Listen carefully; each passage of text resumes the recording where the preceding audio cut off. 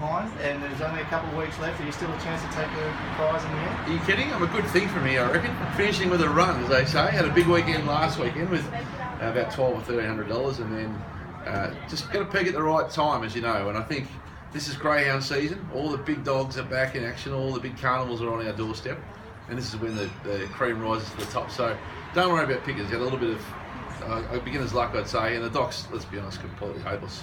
They're tipping generally whatever the code.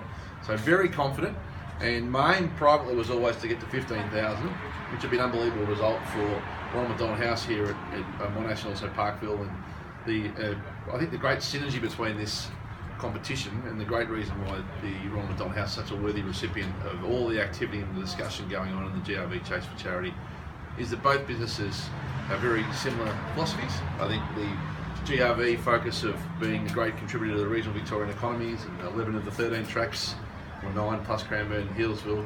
And then you look at Ronald McDonald House, where 80% of the people who come to the two houses here are really families afflicted by serious illness that come from regional Victoria.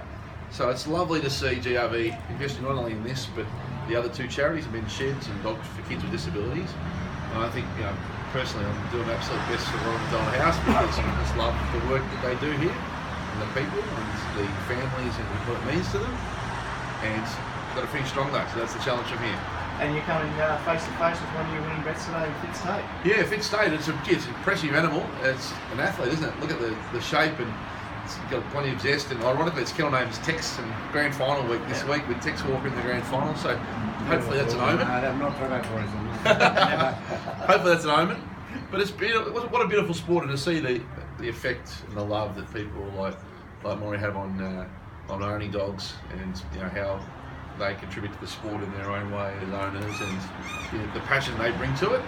And I think it's great that he's got a potential champion on his hands here, to be a sub-24 dog at Bendigo and a 22 neat trial dog at Shepparton. Not sure if that's public knowledge or not, but it is now. That doesn't matter. But he won afterwards. It's fast, and there'll be wins. This dog will win in the city when it comes back from injury, and we had a little eye for it early, and I'll certainly be having some more of it when it comes back. Don't worry about that.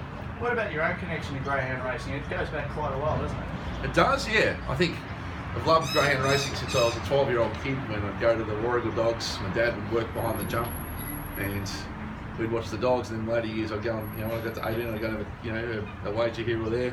And in the early days, I owned dogs with owned a couple of dogs with Ricky Ponting and some of his friends, and our connection is often through greyhounds.